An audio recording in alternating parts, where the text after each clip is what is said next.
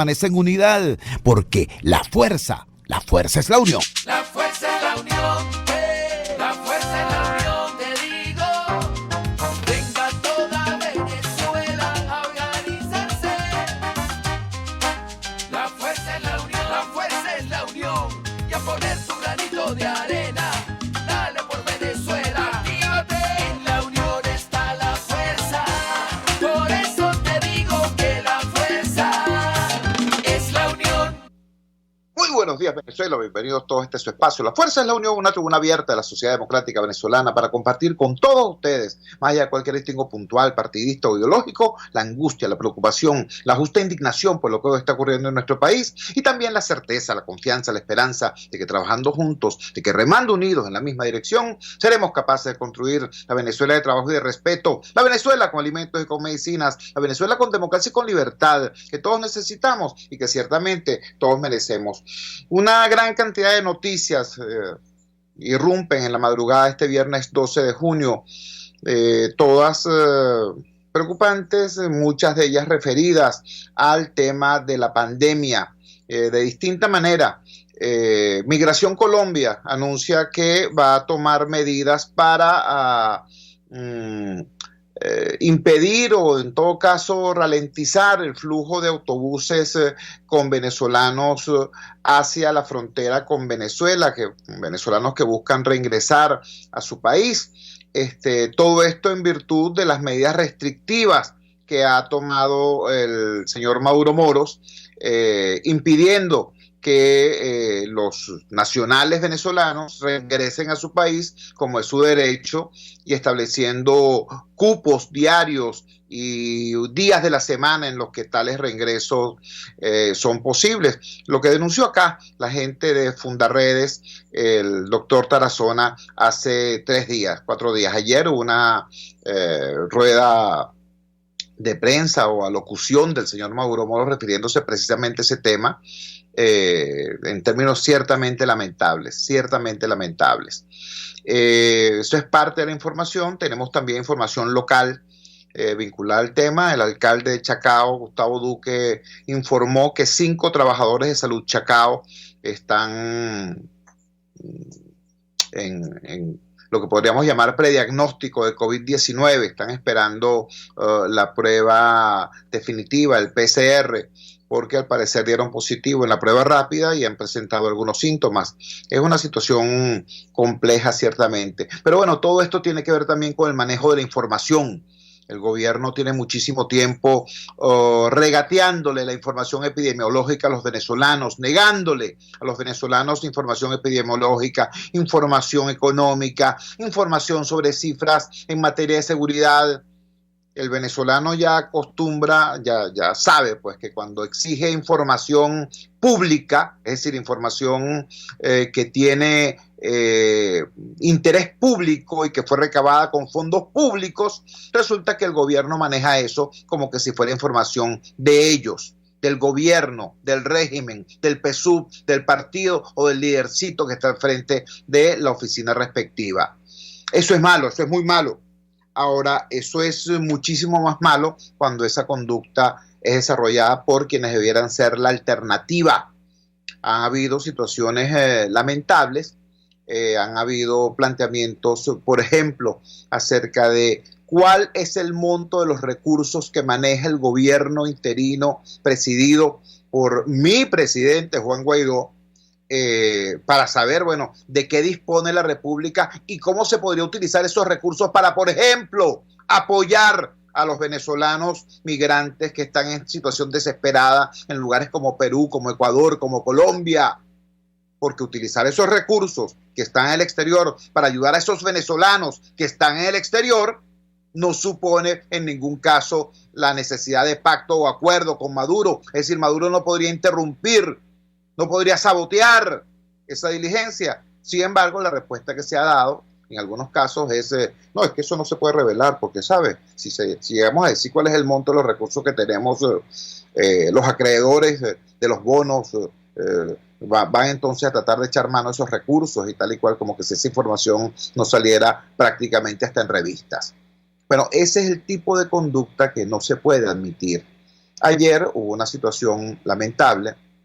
Un alto funcionario del gobierno de Guaidó, el presidente de la Junta ad hoc del Banco Central de Venezuela, dio una respuesta desafortunada a un venezolano que está haciendo planteamientos sobre la base de información que, repito, debiera ser pública, el economista Francisco Rodríguez. Y vamos a compartir de inmediato una entrevista que tuvimos con él ahora más temprana. La comparto de inmediato. Vamos a conversar de inmediato con el economista Francisco Rodríguez. En las últimas horas hemos visto algunos gestos que nos preocupan, alguna tendencia en parte de los equipos del gobierno interino a ser herméticos, a ser poco tolerantes con las críticas e incluso con las interrogantes de los venezolanos. Hace poco, por ejemplo, el procurador especial José Ignacio Hernández decía que no era bueno dar demasiados detalles sobre qué recursos maneja el gobierno interino del exterior, porque eso podría soliviantar a los acreedores, y que esa era la razón entonces para que no hubiese transparencia en la información sobre eso.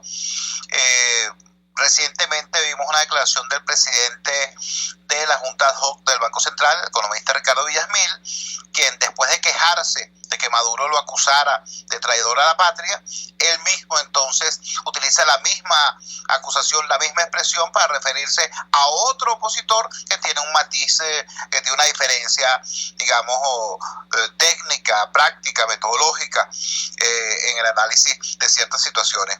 Sobre ese tema, sobre el tema de la transparencia y la rendición de cuentas de los funcionarios, queremos conversar precisamente con Francisco Rodríguez, quien además es presidente de la Fundación Petróleo por Venezuela, y que en este mismo espacio ha hecho importantes aportes y propuestas acerca de cómo ayudar a la familia venezolana, sobre todo a la familia venezolana de menores recursos, para enfrentar la emergencia humanitaria compleja y especialmente la crisis aguda generada por la pandemia.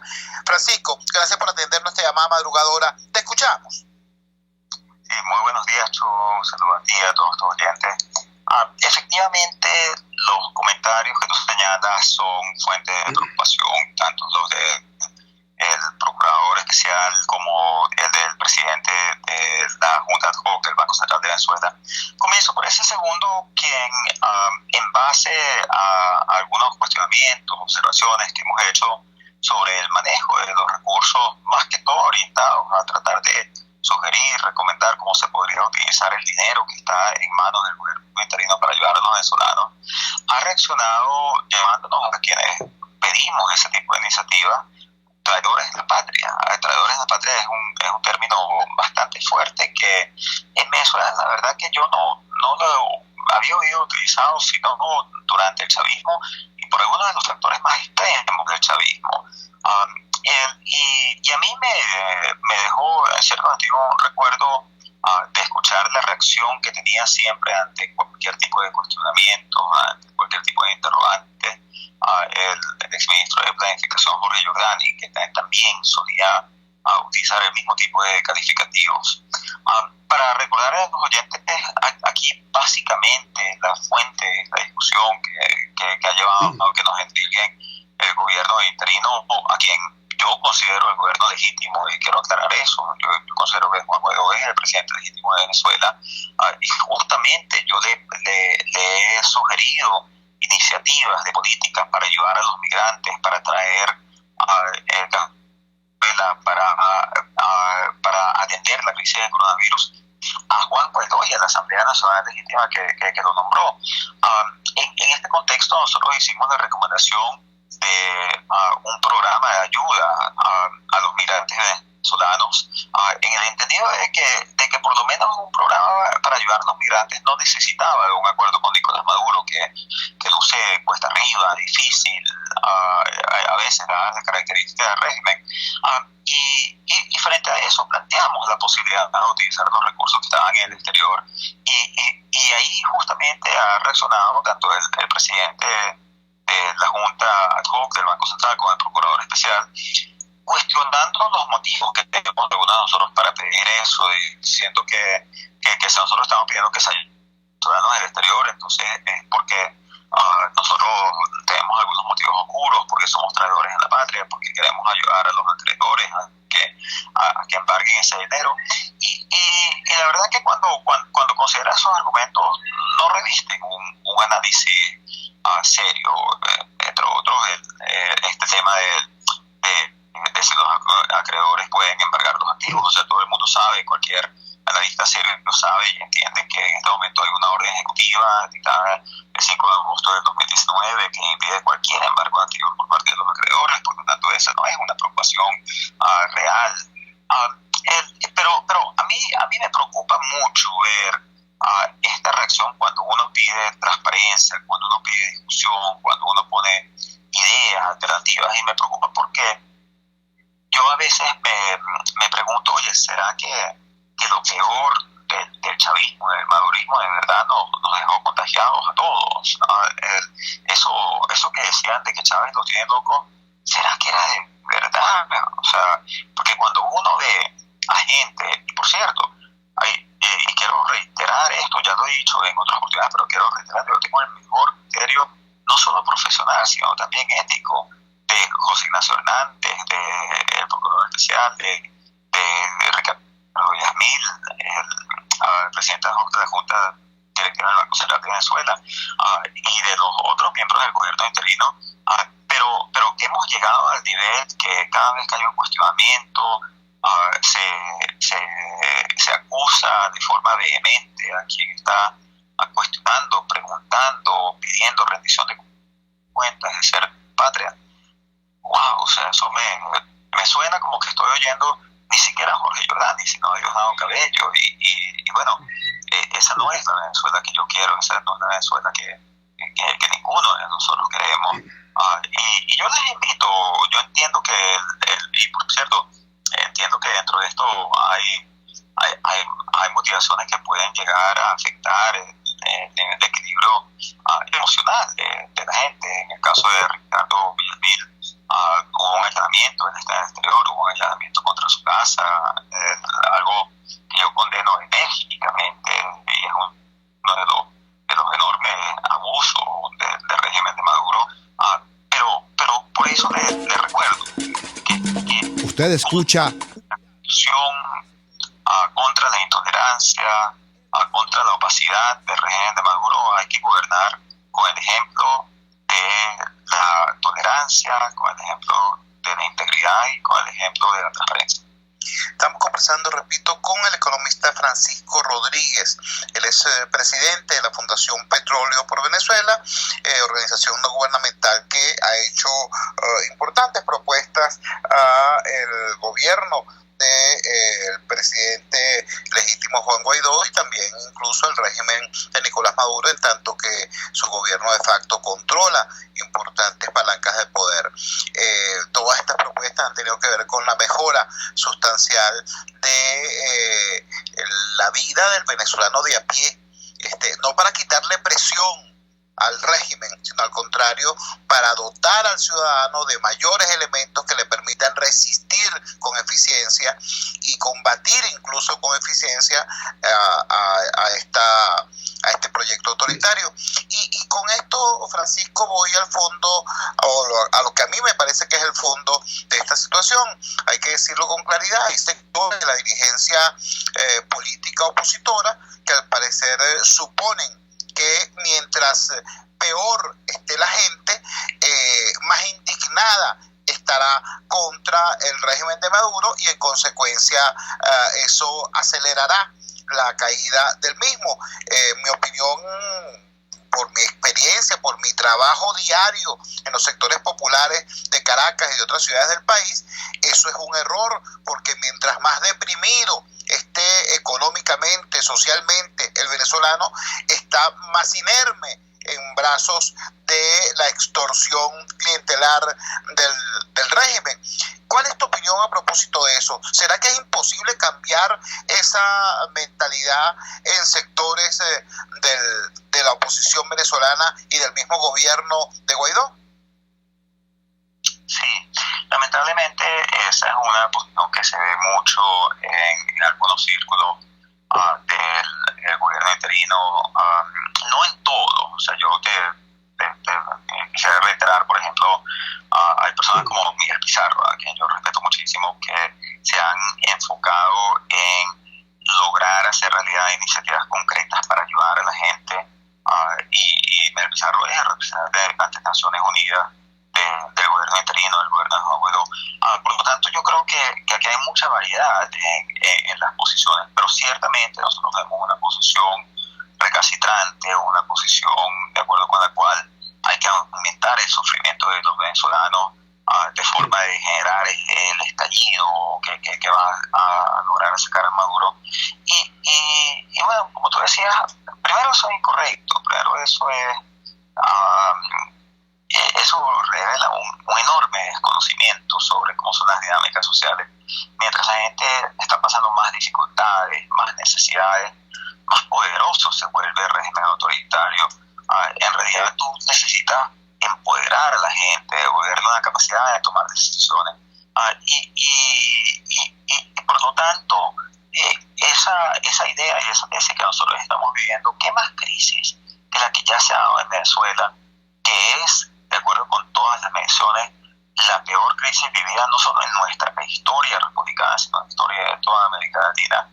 Y esto no ha sacado a Maduro del poder, más bien lo ha fortalecido, porque entonces el Estado se vuelve más poderoso en relación a las necesidades de la gente. Y eso yo creo que tiene mucho que ver digamos, con esta diferencia, esta animosidad con algunos de los sectores dentro del gobierno interino, quienes simplemente no toman. ¿Aló?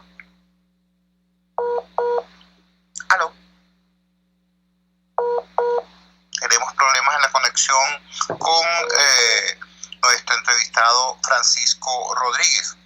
Aló, Francisco. Hola, sí, seguimos. Que esa estrategia por la que abogan algunos representantes del gobierno interino de la máxima presión, de pensar en Venezuela como una olla de presión en la que simplemente tienen que subir la temperatura, porque si la pones a hervir lo suficiente va a haber un estallido. Eso no funciona así. No solo no funciona así, sino que además es incorrecto, es inhumano, y va en contra de los principios básicos de la ética. Yo estoy opuesto a Nicolás Maduro, porque a Nicolás Maduro no le importa utilizar el sufrimiento de los venezolanos, el hambre de los venezolanos, para mantenerse en el poder. Manipula a través del acceso a las bolsas CLAMS, el carnet de la patria, el chantaje constante durante los actos electorales a los venezolanos para él tratar de mantenerse en el poder. Bueno, de la misma forma yo no voy a estar de acuerdo con una oposición, llámese como se llame, que piense que la forma de llegar al poder es exacerbando el sufrimiento de los venezolanos. Yo creo que no sean capaces de lidiar con la actual situación, y eso es a través de las propuestas y eso a través de la acción. La Fundación Petróleo por Venezuela, la cual presido, la semana pasada comenzó un programa piloto en Bogotá, en la ciudad de Bogotá, para ayudar a familias venezolanas, a migrantes en condición de necesidad, a pagar el alquiler, a tener acceso a algunos bienes básicos, alimentos y medicina durante la pandemia. Nosotros estamos expandiendo ese programa, estamos buscando donantes en este momento para poder hacer una diferencia en la vida de la gente, porque de eso se trata la acción pública y la acción colectiva. Se trata de ayudar a la gente, no de tenerle una mano a quienes están en una situación más difícil, no de tratarlos de forma inhumana, y mucho menos desde el exterior diciendo yo quiero que tú sufras para que tú saques a Maduro, para que tú hagas lo que yo no he podido hacer. Eso me parece simplemente inmoral, y de ahí mi diferencia con algunos de esos sectores que ha llevado a este tipo de cuestionamientos, que bueno, que yo creo que simplemente tenemos que señalarlos, apuntarlos y pasar la página, porque lo importante, lo relevante es concentrarnos en cómo nosotros podemos ayudar a la gente, cómo podemos ayudar a los venezolanos más vulnerables, salir de la situación de riesgo, de peligro en la que están ahora, cómo nosotros podemos hacer algo por nuestro país. Esa es la misión, esa es la pregunta.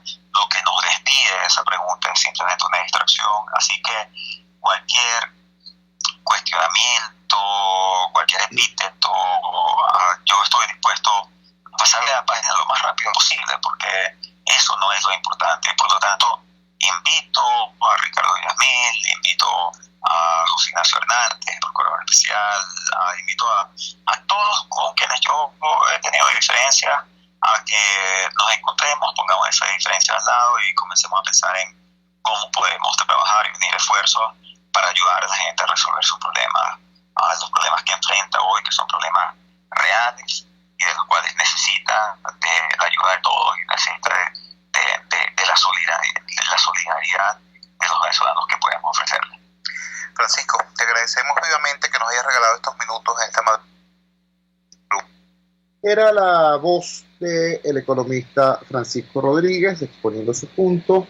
Vieron ustedes cómo termina con una suerte de llamado a la unidad, etcétera, etcétera. Plantea su posición, hace su reclamo, no lo considera el conflicto fundamental. El conflicto fundamental es cómo sacar a Maduro del poder. Dice, para mí, y en eso coincidimos, por eso lo entrevisto, para mí, dice él, no se puede diseñar una estrategia de lucha política que en lugar de disminuir el sufrimiento de la gente, lo exacerbe. Ojo con esto, porque no solamente es un tema político, es un tema ético. Yo creo que Maduro y sectores de la dirigencia opositora se han equivocado profundamente porque han utilizado el dolor de la gente como arma política. Maduro creyó y cree todavía que si deprime al pueblo, que si lo aplasta desde el punto de vista económico y social, si destruye la precaria calidad de vida que quede, entonces ese pueblo va a ser más sumiso. Y hay sectores de la dirigencia opositora que piensan que mientras peor esté el venezolano, mejor, porque entonces se va a indignar más y va a tumbar a Maduro. Ambos están equivocados, ambos. No es lícito, no es ético, no es moral y sobre todo no es verdad desde el punto de vista político que manejar el dolor de la gente como instrumento, como arma, te dé resultado en el breve plazo. Están equivocados ambos, pero el costo de esa equivocación es el profundo dolor de la gente. Este país tiene que unirse por la base y encontrar su propio camino. Vamos a la siguiente pausa comercial y ya regresamos con muchísimo más de La Fuerza. La fuerza es la unión. Usted escucha Unidad, la fuerza es la unión, con Chuo Torrealba por RCR 750 AM. Sintonícenos a través de Periscope, @RCR750, la radio que se ve. En RCR somos vanguardia. Toda la programación de tu RCR también la puedes seguir a través de la internet. Audio y video en tiempo real, noticias y mucho más. No te pierdas ni un segundo de nuestra programación. No hay excusa ni cadena que valga para que dejes de escucharnos. Ingresa a rcr.tv, la radio que se ve.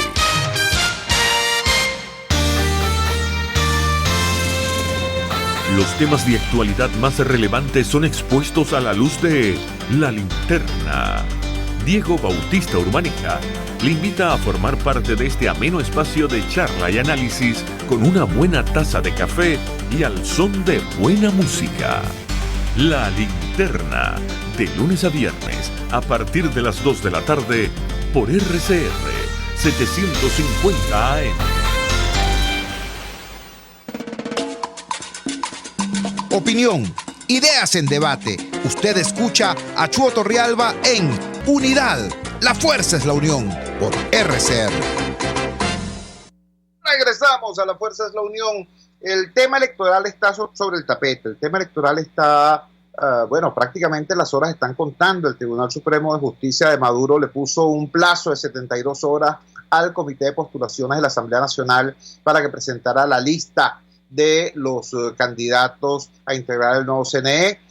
voceros de ese comité han respondido diciendo que no aceptan ningún plazo y que van a continuar el proceso tal como lo venían desarrollando, cosa que nos parece buena y mala. Bueno, que el Poder Legislativo le recuerde al Poder Judicial que hay separación de poderes. Malo que lo sigan haciendo al mismo ritmo que lo estaban haciendo, porque el ritmo que lo estaban haciendo es un ritmo de tortuga. Es decir, la Asamblea Nacional legítima, la verdadera, la presidida por Guaidó, tiene desde hace muchísimo tiempo la responsabilidad de adelantar este tema y lo ha hecho, repito, a paso de morrocoy, lo cual ha aprovechado el régimen de Maduro para intentar imponer lo que llaman la omisión legislativa. El tema está sobre el tapete. Vamos a pedir una opinión calificada sobre estos asuntos. ¿Hay elecciones? ¿No hay elecciones? Si hay elecciones, ¿hay que ir? ¿No hay que ir? ¿Qué está antes y después de la decisión de ir o no ir a una consulta electoral en un ambiente de dictadura, un ambiente de régimen autoritario? Esa pregunta se la hacemos a Marigen Jiménez. Marigen Jiménez es doctora en Ciencias Políticas en el Departamento de Política y Relaciones Internacionales de la Universidad de Oxford. Su investigación analiza el comportamiento de las oposiciones en regímenes autoritarios en Latinoamérica. Ha realizado investigaciones de campo en Estados Unidos, México y Venezuela y ha sido investigadora visitante en el Departamento de Política de la Universidad de Princeton y en el Centro de Investigación y Docencia Económica en México. Venezolana y está en Berlín actualmente. Marién, muchísimas gracias por regalarnos estos minutos en esta madrugada del viernes 12 de junio. Repito, ¿cuál es tu opinión, cuál es tu mirada sobre lo electoral como posibilidad, como perspectiva en este momento venezolano? Te escuchamos.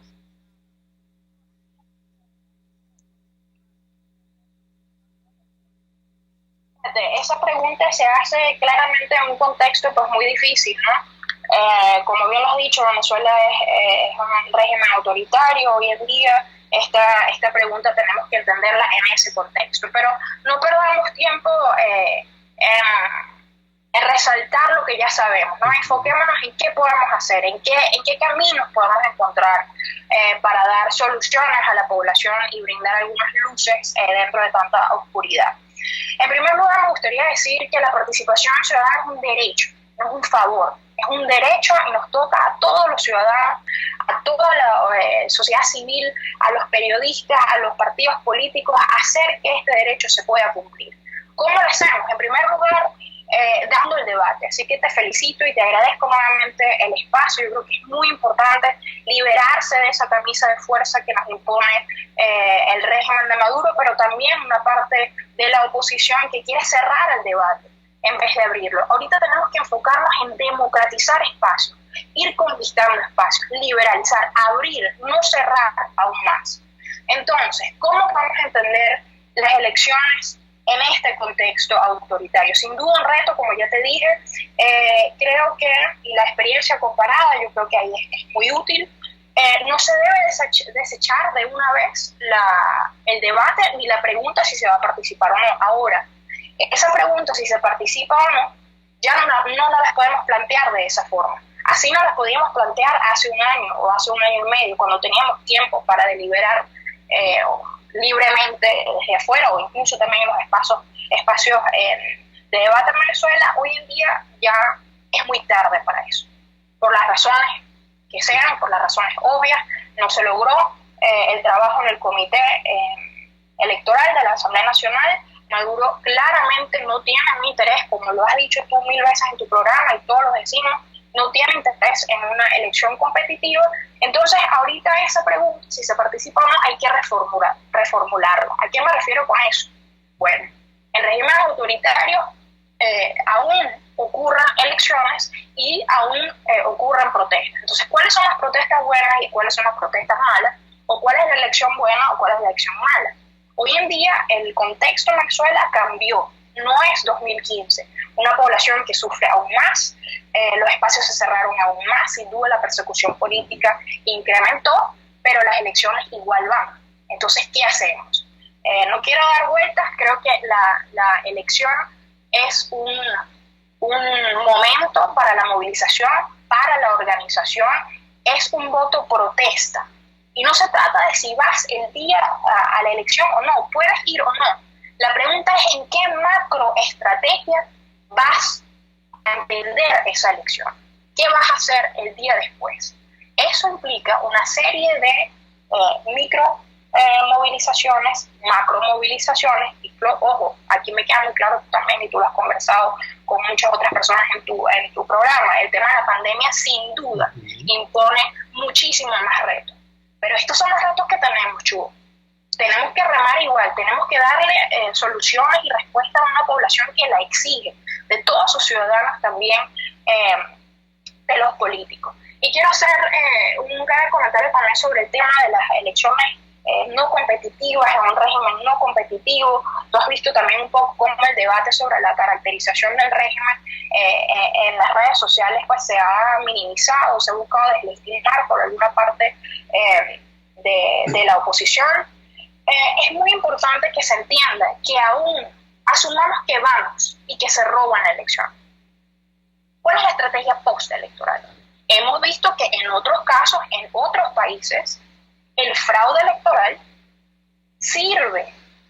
ha servido como catalizador de protestas que han llevado al colapso del régimen. Eso fue lo que pasó en Bolivia. Así es. ¿Por qué subestimar constantemente a la población venezolana? ¿Por qué no creer en la población venezolana? ¿Por qué no creemos en nosotros mismos? Yo creo que ha quedado claro, Chugo, que la fragmentación, la división no nos lleva a ningún lado. Creo que ha quedado clarísimo que las salidas rápidas son las más lentas en realidad. Creo que no es la hora de las élites o Venezuela, creo que es la hora de Venezuela, del país. Tenemos que sumar, no restar. Y creo que este debate se tiene que dar en el seno de la ciudadanía. Tenemos que enfrentar este reto de cara al futuro y, como te digo, entender que el trabajo se tiene que hacer en casa.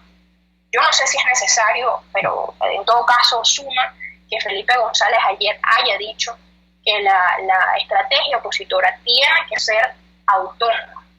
Y yo eso lo quiero afirmar, no solo como venezolana, sino también como, digamos, politóloga especializada en el tema de transiciones. Es muy importante tener un movimiento orgánico, genuino, un proyecto realmente que logre capitalizar la población. No vamos a movilizar ¿por qué? ¿A favor de qué? Y quiero brevemente hacer también un comentario sobre por qué la elección es tan importante. Y mucho se habla sobre el tema de los costos, ¿no? Hay que bajar los costos, subir los costos de la represión, etc. Bueno, me hago la pregunta. Muchos hablan del costo de participar por participar. Ok, esa es una mirada. ¿Cuál es el costo de no participar, Chu? ¿Cuál es el costo de dejar la Asamblea Nacional en un escenario 2005 para ahora sí profundizar? Y sabemos que siempre se puede estar peor. No subestimar eso, ojo. Entonces, ¿cuál es el costo de no participar? ¿Cuál es el costo de que la oposición, que ha dado una lucha realmente impresionante durante 5 años, ha resistido, se mantiene de pie? ¿Cuál es el costo de abandonar ese espacio institucional? ¿A dónde se van nuestros líderes? Al exilio. ¿Cómo desde el exilio se puede iniciar un proceso? ¿Cómo tú desde el exilio le das respuestas, soluciones, luces a una población dentro del país? Bueno, yo creo que las respuestas son obvias. Pero quiero, como te decía, hacer un breve comentario sobre la elección. ¿Por qué el día de la elección es tan importante? Sabemos bien que el régimen de Maduro reprime. Eso lo sabemos de una manera brutal. Tú has hablado de eso numerosas veces en tu programa. ¿Cómo tú haces para bajar los costos de la represión? Tienes que aumentar tu movilización. Tienes que aumentar la capacidad ciudadana para que sea casi imposible reprimir. ¿En qué contexto tú generas un propósito que unifique a toda la población? ¿Cómo tú unificas todas las protestas en una sola? Porque hemos marchado, eso sí es cierto, durante más de 20 años. Pero han sido protestas, aun cuando se han sostenido en el tiempo, no han tenido muchas veces un propósito claro, sino la inmediatez. Entonces la elección es un día que unifica todas las protestas, Es el día para organizarse. Es el día para subir el costo a la represión de Maduro. Es el día para demostrar realmente que se quiere el cambio. Es el día para expresar la esperanza. Es el día. Yo estoy diciendo que necesariamente tenemos que participar efectivamente en los comicios. O sea, quiero decir, ese debate se tiene que dar, pero lo que sí creo que se tiene que hacer es que la fecha que vaya a nombrar Maduro, el pueblo de Venezuela se tiene que movilizar adentro y afuera. Es nuestro día, Chu, este no es el día de las élites. Yo creo que me gustaría resaltar sobre todo eso. Es un derecho ciudadano y tenemos que hacerlo nuestro. Estamos conversando con Marién Jiménez. Marién Jiménez es politóloga y ha dedicado buena parte de todo su trabajo a investigar la conducta, el comportamiento de oposiciones políticas en el contexto de regímenes autoritarios. Marién, ¿cómo te explicas tú que en este momento sobre este tema esté hablando la sociedad civil, esté hablando la iglesia, esté hablando Fede Cámaras, estemos hablando nosotros, que estén hablando los periodistas, la academia, chico, y los líderes de las fuerzas políticas no están dando este debate? O sea, ¿qué es lo que hay que hacer? ¿Se van a abstener? Porque si se abstienen, entonces el 5 de enero del año 2021 se va a instalar una Asamblea Nacional donde no va a haber nadie de la oposición. Es decir, vamos a regalar la Asamblea Nacional, vamos a regalar lo que ganamos en el 2015. ¿Y para dónde se va a ir el liderazgo? Vamos a tener una Asamblea Nacional en el exilio y un gobierno en la nube. ¿Qué plan es ese? Bueno, que nos lo expliquen. ¿No es ese el plan? ¿Cuál sí es? Bueno, lamentablemente no tenemos una dirigencia política que esté haciendo lo que hacen los dirigentes, que es dirigir, que es liderar. ¿A qué atribuyes tú esa conducta? Bueno, Chubo, imagínate, esa pregunta es esencial y no es fácil de responderla. ¿Por qué? Por la misma camisa de fuerza que te mencionaba hace un rato. En Venezuela el autoritarismo, y yo lo he criticado, pero también he hecho reflexiones un poco más a profundidad en algunos de mis artículos de opinión. Parece que el autoritarismo desde el Ejecutivo y desde las instituciones ha permeado a toda la sociedad venezolana. Claro que hay bastiones de resistencia importantes, ojo, yo no quiero generalizar, pero parece también que ha permeado una parte del liderazgo político, opositor, que se supone que es aquel que nos debe conducir a una transición a la democracia. Y lo mencionabas en tu conversación con Francisco hace un rato, todo aquel o aquella persona que haga una crítica, comienzan las teorías de conspiración, que está pagado, que está financiado, que porque opina, que no tiene derecho a opinar. Señores, independientemente de si alguien financia a otra persona, que eso igual, digo, cada quien es libre, en todo caso tampoco sabemos quién financia aparte de la oposición venezolana, pero eso como un comentario aparte. Todos tenemos derecho a opinar, todos tenemos derecho a opinar, porque hay algo que se llama libertad de expresión. Entonces, en el marco de la libertad de expresión, todos tenemos derecho a opinar y hacer nuestras observaciones. Bueno, así como hay un autoritarismo opositor, también hay serios problemas con el tema de la transparencia. Esto no es que lo diga yo o que lo digan otros expertos, también lo ha dicho Transparencia Venezuela, también lo han dicho otros académicos. ¿Por qué cuesta tanto rendir cuentas? ¿Cuál es el problema de rendir cuentas? Yo realmente no te puedo responder esa pregunta porque la hago igualmente. Es tan fácil, Chugo, diferenciarse del chavismo. Extremadamente fácil. Es el peor gobierno de nuestra historia republicana. Presos políticos, colapso económico, la desigualdad más del 90%, pobreza, miseria, más de 5 millones fuera del país. Oye, ¿cuál es el plan opositor democrático? Y no digo opositor, porque en realidad también quiero resistirme a eso, ¿sabes? No, debemos resistir a entendernos de esta forma. Somos venezolanos y mientras no logremos solidarizarnos con nuestras diferentes historias, tragedias, trayectorias, no vamos a poder conducir al país hacia un nuevo rumbo, un rumbo plural, por cierto.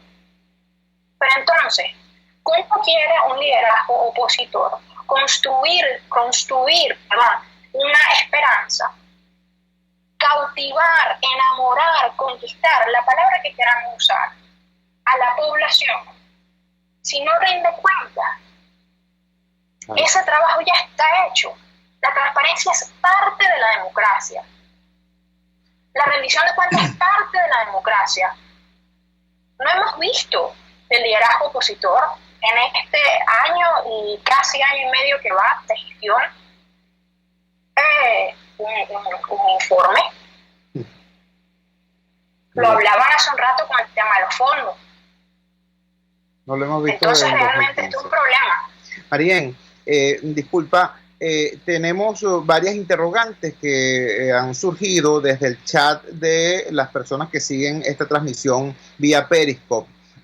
Plantean que si es posible ir a un proceso electoral sin garantías, ir a un proceso electoral con este mismo CNE o con uno peor, ir a un proceso electoral donde no haya observación internacional calificada o donde no haya las garantías técnicas de que se respete el voto que se emita. ¿Cuál es tu respuesta frente a esa posición que sabemos existe desde hace bastante tiempo? Mira, yo lo que te puedo decir con mucha certeza es que aquellos que no creen en el voto están trabajando para que eso se mantenga así. ¿A quién le beneficia un proceso electoral sin garantías? La respuesta la tenemos.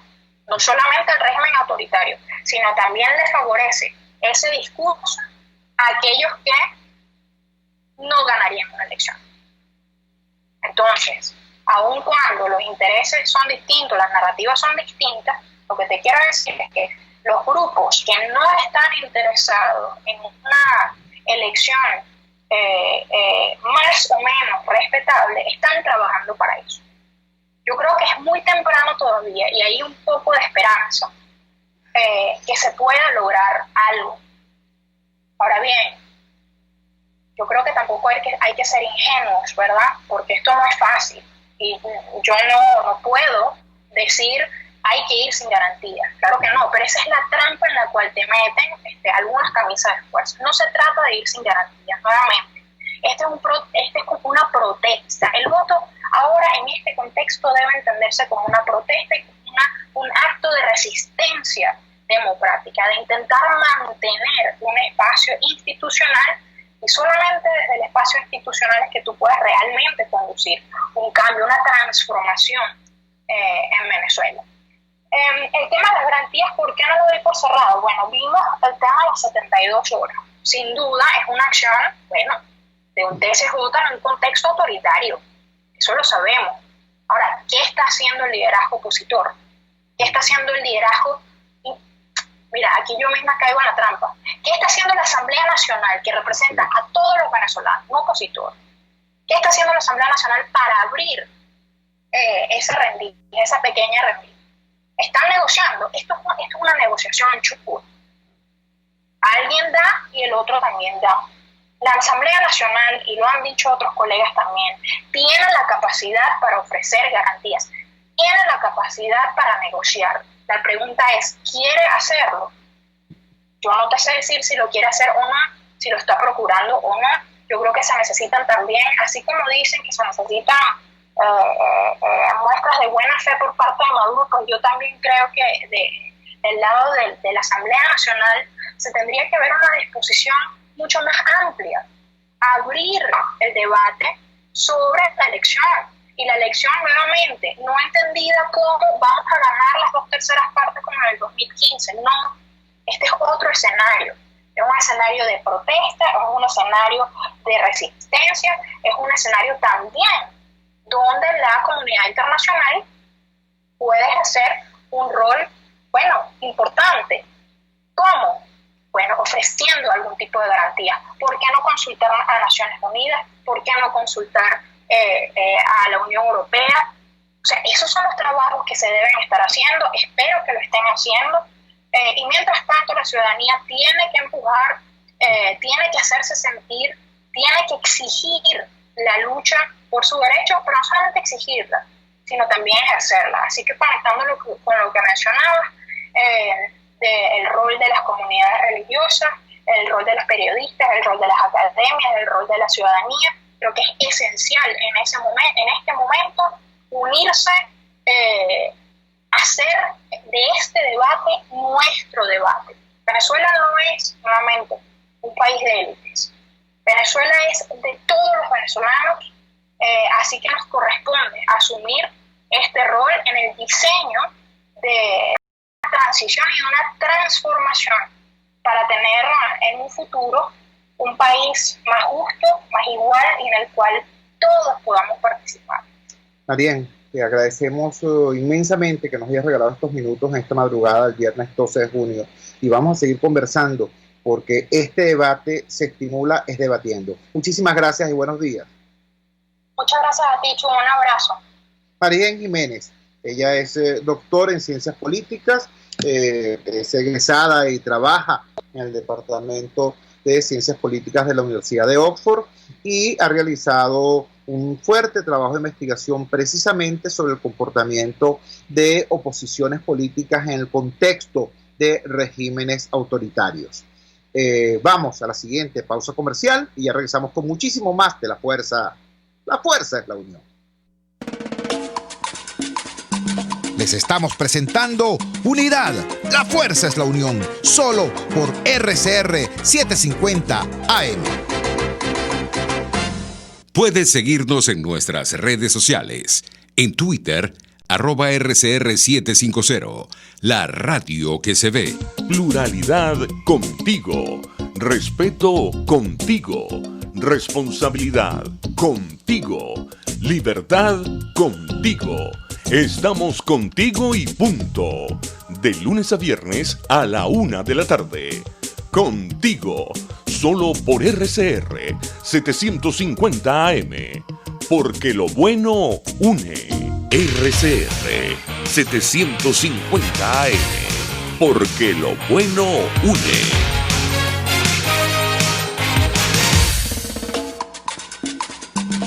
Les estamos presentando Unidad, la fuerza es la unión, solo por RCR 750 AM. Regresamos a La Fuerza es la Unión. Algunas personas conectadas a través de Periscope hacían preguntas insistentes sobre, bueno, ¿cómo se puede votar con un CNE así, con un CNE asado? Yo no voto si no hay garantías, etcétera, etcétera. Ya escuchamos la respuesta de Marien Jiménez precisamente a ese planteamiento. Ahora quiero compartir con ustedes un mensaje que colocó en la red social Twitter un dirigente democrático venezolano, el gobernador del estado de Nueva Esparta, esta misma persona que hasta hace muy poco estaba siendo agredida ferozmente por el régimen de Maduro Moros a propósito de la crisis del COVID-19. Alfredo Díaz, su cuenta en Twitter es @Alfredito Díaz, y así lo llama el pueblo de Margarita, pues así lo llama sus electores, Alfredito. Él dice ayer lo siguiente, escribe lo siguiente: en el 2015 ganamos la Asamblea Nacional, en el 2016 debimos haber ganado las gobernaciones, en el 2017 hubiésemos ganado las alcaldías, 2018 seguro estaba que ganaríamos la presidencial. Somos mayoría y ya lo hemos demostrado. ¿Vamos nuevamente a dejar la ruta electoral? Falta defender el voto. Es la esperanza. Fíjense ustedes lo interesante de este planteamiento que hace Alfredo Díaz, porque Alfredo Díaz no está hablando de si participas o no participas, si votas o te abstienes, qué hacemos ahorita o qué hacemos pasado mañana. No. Alfredo Díaz está haciendo una crítica de fondo. Está hablando de la estrategia. ¿Me entiendes? Alfredo Díaz está diciendo, ya va, nosotros ganamos y arrasamos en el 2015, pero en el 2016, de acuerdo a la Constitución y al cronograma electoral, estaba prevista la elección de gobernadores, no le paramos.